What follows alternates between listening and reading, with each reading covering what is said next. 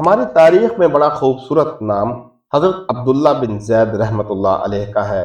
آپ نے ساری زندگی نکاح نہیں کیا، جوانی گزر گئی، بڑھاپا آیا۔ ایک دن بیٹھے حدیث مبارکہ پڑھ رہے تھے تو اس میں نبی کریم صلی اللہ علیہ وآلہ وسلم کا فرمان پڑھا، جس کا مفہوم یہ ہے کہ جنت میں کوئی اکیلا نہیں ہوگا۔ جو نکاح کی عمر میں نہیں پہنچا یا پہنچا تو کسی وجہ سے اس کا نکاح نہیں ہوا اور وہ مسلمان ہی مرا، تو اللہ مسلمان مردوں اور عورتوں کا نکاح جنت میں کرا دے گا۔ جب یہ حدیث پاک پڑھی تو دل میں خیال آیا کہ یہاں تو نکاح نہیں کیا، جنت میں تو ہونا ہی ہے، تو جنت میں میری بیوی کون ہوگی؟ دعا کی کہ یا اللہ مجھے دکھا تو صحیح کہ جنت میں میری بیوی کون ہوگی۔ پہلی رات دعا قبول نہیں ہوئی، دوسری رات بھی دعا قبول نہیں ہوئی، تیسری رات دعا قبول ہو گئی۔ خواب میں کیا دیکھتے ہیں کہ کالے رنگ کی عورت ہے اور وہ کہتی ہے میں میمونہ ولید ہوں اور بصرہ میں رہتی ہوں۔ پتہ مل گیا، آنکھ کھلی، تہجد کا وقت تھا۔ نوافل پڑھے، نماز فجر با جماعت ادا کی اور سواری لے کر حضرت عبداللہ بن زید بصرہ چلے گئے۔ وہاں لوگوں نے بڑا استقبال کیا کہ آپ کا نام ہی بہت بڑا تھا۔ پوچھا بتائیے حضرت کیسے آنا ہوا، خیر تو ہے؟ آپ نے پوچھا یہ بتاؤ یہاں کوئی میمونہ ولید رہتی ہے؟ لوگوں نے حیران ہو کر پوچھا حضرت آپ اتنے دور سے چل کر میمونہ ولید سے ملنے آئے ہیں؟ آپ نے فرمایا کیوں، کیا کوئی اس سے نہیں مل سکتا؟ لوگوں نے جواب دیا حضور وہ دیوانی ہے، لوگ اسے پتھر مارتے ہیں۔ آپ نے پوچھا کیوں مارتے ہیں؟ لوگوں نے جواب دیا کام ہی ایسے کرتی ہے، کوئی رو رہا ہے تو اسے دیکھ کر ہنسنے لگتی ہے اور کوئی ہنس رہا ہے تو رونا شروع کر دیتی ہے، اور وہ اجرت پر پیسے لے کر لوگوں کی بکریاں چراتی ہے۔ آج بھی ہماری بکریاں لے کر جنگل میں گئی ہے، آپ آرام فرما لیں، عصر کے بعد آ جائے گی، آپ مل لیجئے گا۔ حضرت نے فرمایا عصر کس نے دیکھی، وہ کس سمت گئی ہے؟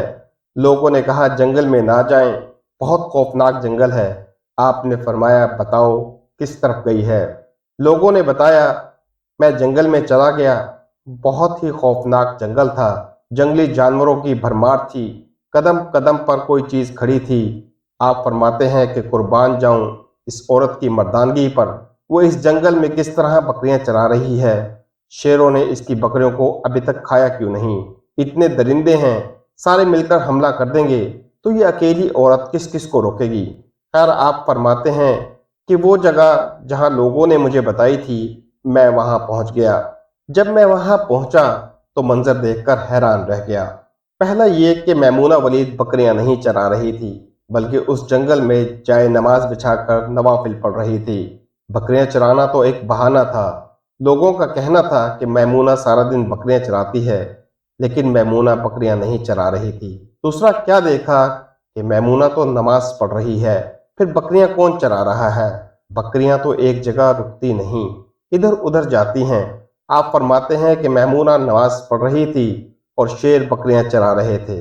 بکریاں چر رہی ہیں، شیر ان کے ارد گرد گھوم رہے ہیں۔ اگر کوئی بکری بھاگتی ہے تو اس کی فطرت میں شرارت کرنا ہے، شیر اسے پکڑ کر واپس لے آتا ہے لیکن کہتا کچھ نہیں۔ آپ فرماتے ہیں میں حیران و پریشان کھڑا تھا کہ یہ کیسے ہو گیا، یہ فطرت کیسے بدل گئی؟ لوگ کہتے ہیں فطرت نہیں بدلتی، یہ شیر اور بکریوں میں یاری کیسے ہو گئی؟ میں حیران و پریشان کھڑا تھا، مجھے نہیں پتا کہ کب میمونہ ولید نے نماز ختم کر دی اور وہ مجھے مخاطب کر کے کہتی ہیں اے عبداللہ ملنے کا وعدہ تو جنت میں تھا، آپ یہاں آ گئے۔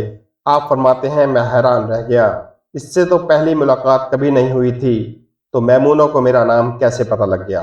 تو آپ فرماتے ہیں کہ میں نے میمونہ ولید سے سوال کیا اس سے پہلے ہم نہیں ملے تو تم میرا نام کیسے جانتی ہو؟